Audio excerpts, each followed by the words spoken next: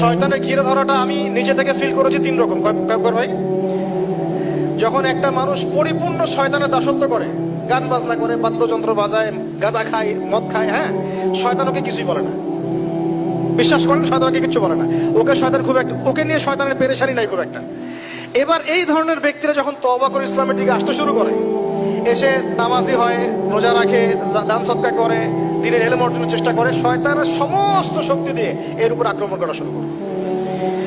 আবার এই ব্যক্তি যদি মেহনত করতে করতে করতে করতে আরো বড় মাকামে পৌঁছে যায়, তখন এই ব্যক্তিকে দেখে শয়তান দূরে পালিয়ে যাবে। ঠিক এই ব্যক্তির মাকাম হচ্ছে উমর রাদিয়াল্লাহু আনহুর মাকাম। তাকে দেখে শয়তান পালাতো কেন? কারণ তিনি এই মুজাহাদা করতে করতে করতে করতে ইমানের এমন বুলন্দ স্তর অর্জন করেছেন যে ওকে দেখলে শয়তান পালিয়ে যাবে। তা আমাদের টার্গেট এখন ওইখানে যাওয়া। আল্লাহ পাক তৌফিক দান করুন। তাহলে এই যে প্রাথমিক ফ্যান্টাসি বাদ দিয়ে আপাতত আমাদের কাজ হচ্ছে 5 ওয়াক্ত নামাজ পড়া। কেন করবো প্রশ্ন করার দরকার আছে? উত্তর হচ্ছে আল্লাহ বলেছেন তাই, ব্যাস। 2 নম্বর কাজ হচ্ছে দ্বীনি ইলম অর্জন করা। দ্বীনি ইলম অর্জনের কোনো বিকল্প নাই। আর ইলম অর্জন এই 2 মাস 3 মাস 1 বছর এগুলো করলে হবে না ভাই। এই মাঝখান থেকে একটা বই টান দিচ্ছেন, ওই একটা বই টান দিচ্ছেন, অমুক রাইটারের একটা বই পড়লাম, অমুক তমুক একটা পড়লাম, এভাবে হবে না।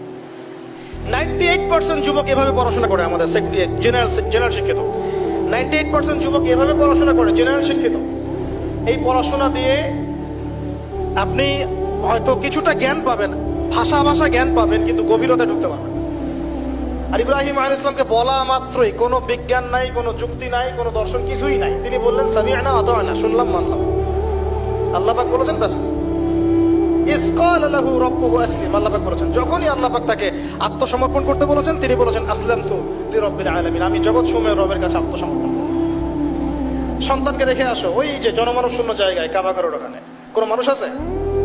কোনো প্রাণী আছে? পানিও নাই, খাবারও নাই, কিছুই নাই। কোনো পাগল ওই কাজ করতো নাকি যুক্তি বিজ্ঞান দর্শন দিয়ে? বলেন, আপনার কি লজিকে ধরে এটা? আমি পারবো আমার সন্তানটাকে রেখে আসতে, আমার স্ত্রীকে রেখে আসতে? ইব্রাহিম আলাইহিস সালাম করলেন। এই যে যখনই আল্লাহর হুকুম এসেছে তখনই নিজের মাথাটাকে সমর্পণ করা, এটাকে আল্লাহ পাক বলছেন ইসলাম। এটা কি বলছেন? এটাই ইসলাম। এখানে আমার যুক্তির দরকার নাই, বিজ্ঞানের দরকার নাই। থাকতে পারে বৈজ্ঞানিক ব্যাখ্যা, আমার না জানলেও চলবে। থাকতে পারে যুক্তি, না জানলেও চলবে। থাকতে পারে কোনো দর্শন, না জানলেও চলবে। আল্লাহর হুকুম, এটাই বড় কথা, ব্যাস। এর নাম হলো ইসলাম। এখন বলেন, এই ইসলামের আওতায় কত % মুসলিম আছে বাংলাদেশে? আল্লাহ পাকের হুকুম আসছে, বাস মাথা পেতে দিচ্ছে। বলেন এখন দেখি। তো এই যে আমরা বলি 90% মুসলিমের দেশ, একটা ডাহা মিথ্যা কথা। যেমন ইব্রাহিম আলাইহিস সালাম জীবনের পদে পদে এভাবে আত্মসমর্পণ করেছেন, ঠিক তেমনি মুহাম্মদ সাল্লাল্লাহু আলাইহি ওয়াসাল্লাম পুরো জীবনভর যখনই আল্লাহর যে হুকুম এসেছে মাথা পেতে নিয়েছে। মিল আছে না? সমাজ বাধা দিয়েছে ইব্রাহিম আলাইহিস সালামকেও, মুহাম্মদ সাল্লাল্লাহু আলাইহি ওয়াসাল্লাম। তারা উভয়ই সমাজের এই প্রচলিত জাহিলিয়াতের বিরুদ্ধে লড়াই করেছে। ইব্রাহিম আলাইহিস সালামকে আগুনের পরীক্ষা দিতে হয়েছে, তাই না?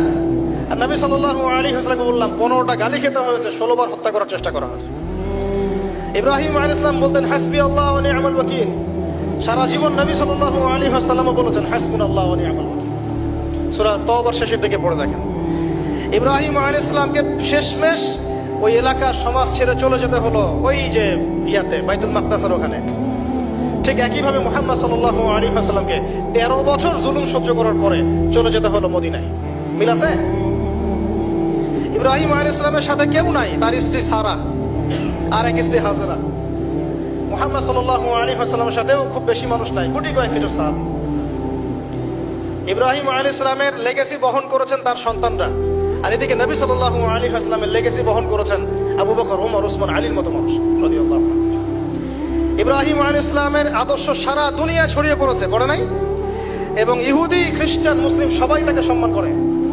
ঠিক মুহাম্মদ সাল্লাল্লাহু আলাইহি ওয়াসাল্লামের আদর্শ, তার দ্বীন দেখেন আজকে সারা বিশ্বের আনাচে কানাচে ছড়িয়ে গেছে। সবাই ইসলামকে স্বীকার তো করে, এটা আল্লাহর পক্ষ থেকে আসছে।